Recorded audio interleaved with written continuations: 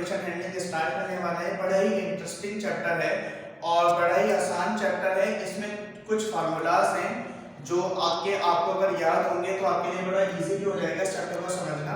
मैं इसी बात इंट्रोडक्टरी क्लास रख रहा हूँ इसकी। इसमें कौन कौन से टॉपिक्स जो हैं वो आपने कवर करने हैं वो आज डिस्कस करेंगे, उनके फार्मूलाज वगैरह डिस्कस करेंगे। इस चैप्टर में काफ़ी सारी थ्योरी भी है, लेकिन मैथमेटिक्स में थ्योरी वगैरह आती नहीं है।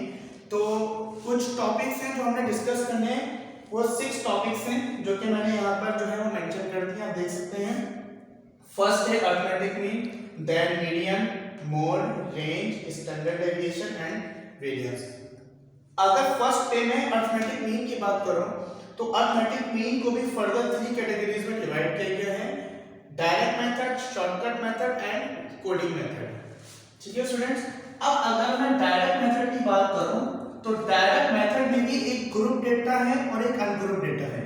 अब ग्रुप डेटा के क्वेश्चंस कैसे होते हैं, ग्रुप डेटा के क्वेश्चंस किस तरीके के होते हैं? ग्रुप डेटा में रॉ मटेरियल्स गिवन होता है। रॉ मटेरियल्स क्या होता है? फॉर एग्जांपल आपके पास कोई भी नंबर्स गिवन है 2 3 4 5 10 15 एंड सो ऑन, इस तरीके से आपको नंबर्स गिवन होंगे।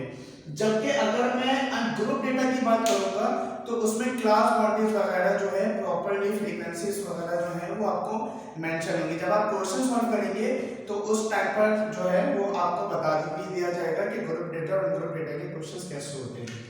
फिलहाल अनग्रुप डेटा का फार्मूला यहाँ पर ये लिखा हुआ है, मीन को शो करते हैं x बार से। इसके बाद मैंने बार लगाई, इसका फार्मूला क्या लिखा है? Sum of all values divided by total number of values, और सम ऑफ ऑल वैल्यूज को मैं समेशन x भी लिख सकता हूं और टोटल नंबर ऑफ वैल्यूज को स्मॉल n से शो कर देते हैं। इसका मतलब ये है कि जितनी भी वैल्यूज गिवन होंगी आप उन सबको ऐड करेंगे और डिवाइड कर देंगे उस नंबर से जितनी वैल्यूज हैं। ये था डायरेक्ट मेथड अनग्रुप डेटा। इसी तरीके से आप ग्रुप डेटा के ऊपर आएंगे तो ग्रुप डेटा में मीन का फार्मूला है summation fx upon summation f। इसमें समेशन fx और समेशन f जो है वो कैलकुलेटेड होगा।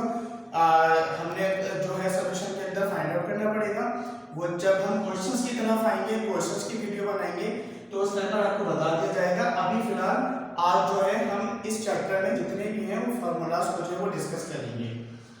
सेकंड मेथड है हमारे पास शॉर्टकट मेथड। इसमें जो है इसका अनग्रुप डेटा का फार्मूला क्या है? x bar is equal to a plus summation d over n। इसी तरीके से इसके अनग्रुप डेटा का फार्मूला है a plus summation f d over n। इसी तरीके से लास्ट मेथड है मेरे पास ungroup data coding method. Ungroup data coding method में अनग्रुप डेटा का फार्मूला है मेरे पास x bar is equal to a plus summation u over n multiply by h, और ग्रुप डेटा का फार्मूला है x bar is equal to a plus summation fu over summation f multiply by h। अच्छा, एक बात यहाँ पर आपको और क्लियर कर दूं, आपके पास अगर एक क्वेश्चन मेंशन हो और वो ग्रुप डेटा को हो या अनग्रुप डेटा को, उसमें आपको अरिथमेटिक मीन फाइंड आउट करना हो तो आप ये मेथड लगाएं, डायरेक्ट मेथड लगाएं, शॉर्टकट मेथड लगाएं, कोडिंग मेथड लगाएं। तीनों से हमारे पास आंसर्स जो है वो सेम आएंगे। अगर पेपर में आपको मेंशन कर दिया कि आपने अरिथमेटिक मीन इसी मेथड से फाइंड आउट करना है तो आपको वही वाला मेथड जो है वो फॉलो करना पड़ेगा। लेकिन अगर पेपर में ये भी मेंशन कर दिया गया कि आपने जो है अरिथमेटिक मीन फाइंड आउट करना है तो इट्स योर चॉइस कि आप इसमें से कोई सा भी मेथड जो है वो यूज कर सकते हैं। इसमें सबसे इजी मेथड जो है वो डायरेक्ट मेथड ही होता है, जो कि मेजॉरिटी में स्टूडेंट्स जो है वो यूज करते हैं। लेकिन अगर हमें मेंशन किया जाएगा तो ऑब्वियसली तौर पर हमें वही मेथड जो है वो यूज करना है। ओके, उसके बाद हमारे पास नेक्स्ट टॉपिक है मीडियन। मीडियन भी ग्रुप और अनग्रुप डेटा दोनों पर है, और ग्रुप डेटा और अनग्रुप डेटा के क्वेश्चंस का डिफरेंस मैं आपको अभी बता चुका हूं, और जब हम क्वेश्चंस करेंगे तो उस टाइम पर आपको और क्लियर हो जाएगा। अच्छा, मीडियन में अनग्रुप डेटा में भी 2 फार्मूलाज लिखे मैंने यहाँ पर, n is equals to odd number और n is equals to even number. Even number odd number का मतलब क्या है? इसी तरह रॉ मटेरियल आपको गिवन होगा, जैसे कि 2 4 6 10 15 इसी तरीके से वैल्यूज गिवन होगी। अगर ये वैल्यूज इवन और ऑड, आप सबको पता है नंबर्स क्या होते हैं, इवन नंबर जो 2 से डिविजिबल हैं, ऑड नंबर जो 2 से डिविजिबल नहीं है। आप ये टोटल वैल्यूज काउंट करेंगे, अगर वो टोटल वैल्यूज ऑड नंबर की होंगी तो आप ये वाला फार्मूला लगाएंगे, और अगर वो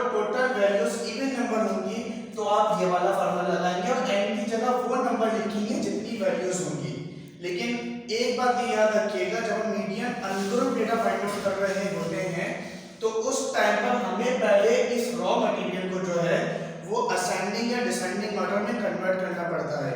मतलब कि जितनी भी वैल्यूज आपको दी गई है, अगर वो असेंडिंग ऑर्डर में नहीं है, मतलब छोटी से बड़ी वैल्यूज या बड़ी से छोटी की तरफ वैल्यूज जाएं, तो जब भी हम मीडियन फाइंड आउट करेंगे अनग्रुप डेटा में, तो सबसे पहली शर्त ये है कि आपके पास डेटा जो है वो असेंडिंग ऑर्डर में हो। उसके बाद फिर आप ये चेकआउट कर लेंगे कि आपने इवन नंबर का फार्मूला लगाना है या ऑड नंबर का लगाना है। Even total number of values odd होंगी तो ये फार्मूला लगेगा, total number of values even होंगी तो ये वाला फार्मूला लगेगा।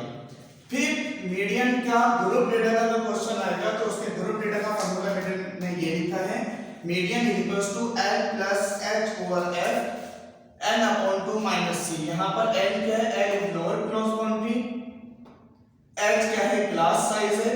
दो जो क्लास हमें गिवन होगी उनके दरमियान जो है डिफरेंस कितना है उसको क्लास साइज कहते हैं। लोअर क्लास बाउंड्री जो फॉर एग्जांपल हमें एक बाउंड्री दी है 24 से लेके 30 तक, तो इसको जो है लोअर क्लास बाउंड्री बोलते हैं, ऐसे जो है वो अपर क्लास बाउंड्री बोलते हैं। इसी तरीके से F जो है वो फ्रीक्वेंसी है, N जो है वो टोटल फ्रीक्वेंसी है, मतलब जितनी भी फ्रीक्वेंसीज गिवन होंगी उन सबको आप ऐड कर देंगे तो मेरे पास N आ जाएगा। C जो है वो कम्युनिटी फ्रीक्वेंसी होगा, वो कैसे फाइंड आउट करेंगे वो सॉल्यूशन में आपको बताया जाएगा।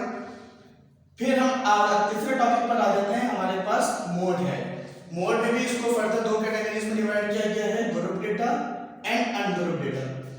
अनग्रुप डेटा बहुत आसान है, अनग्रुप डेटा में मेरे पास क्या लिखा है, most repeated value is called mode. जो भी आपको रॉ मटेरियल गिवन होगा उसमें जो वैल्यू ज्यादा रिपीट हो रही होगी, फॉर एग्जांपल आपके पास एक डेटा दे दिया जाए 2 5 6 2 8 2 11, तो इसमें ज्यादा से ज्यादा रिपीट कौन सी वैल्यू हो रही है, 2 हो रही है, तो मैं बस यहाँ डायरेक्टली लिख दूंगा 2 जो है वो मेरे पास मोड है।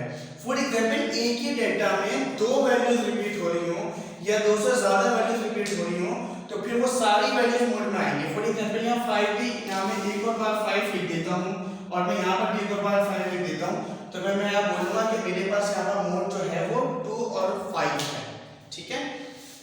उसके अलावा अगर उसमें कोई भी वैल्यू रिपीट नहीं हो रही होगी, ऐसा क्वेश्चन आएगा ना आपके पास, लेकिन अगर इत्तेफाक से कोई भी वैल्यू रिपीट नहीं हो रही होगी तो फिर आप क्या करेंगे, आप वहां पर ये लिखेंगे देयर इज नो मोड। ये नहीं लिखेंगे इम्पॉसिबल है या जीरो है, बस आप वहां ये लिखेंगे जहां पर कोई भी वैल्यू रिपीट नहीं होगी वहां सिर्फ ये लिख देंगे कि देयर इज नो मोड। इसके बाद इसके ग्रुप डेटा का फार्मूला यहां मैंने लिखा है L plus Fn minus F1 multiply by H over Fn minus F1 plus Fn minus F2, ठीक है। इसके बाद नेक्स्ट टॉपिक है हमारे पास रेंज। रेंज बहुत ही आसान टॉपिक है।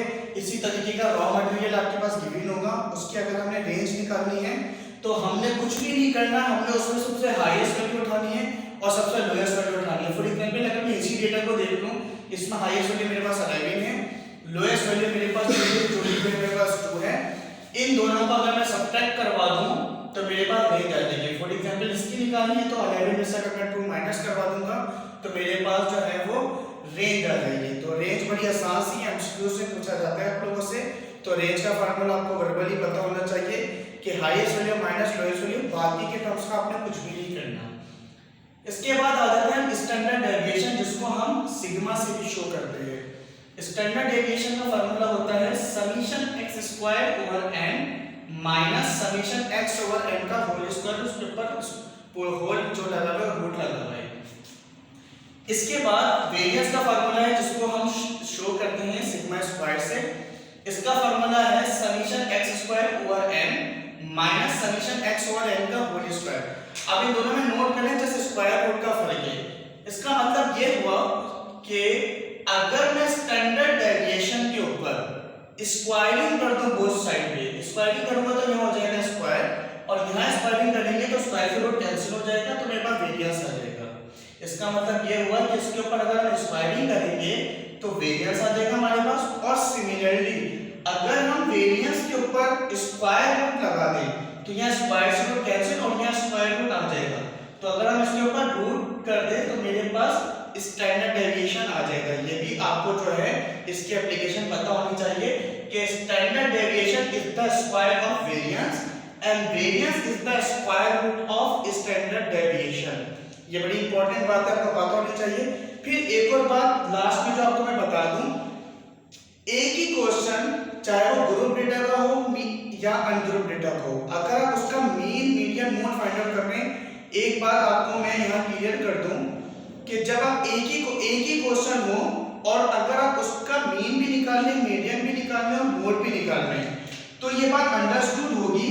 उसमें सबसे बड़ा आंसर मोड का होगा, उससे छोटा आंसर मीडियन का होगा और उससे छोटा आंसर मीन का होगा। ये अंडरस्टूड है, चाहे वो ग्रुप डेटा का हो चाहे वो अनग्रुप डेटा का हो। तो ये आप वेरीफाई भी कर सकते हैं, क्योंकि इसमें एक ही क्वेश्चन को जो है वो आपको तीनों मेथड से करवाया जाएगा।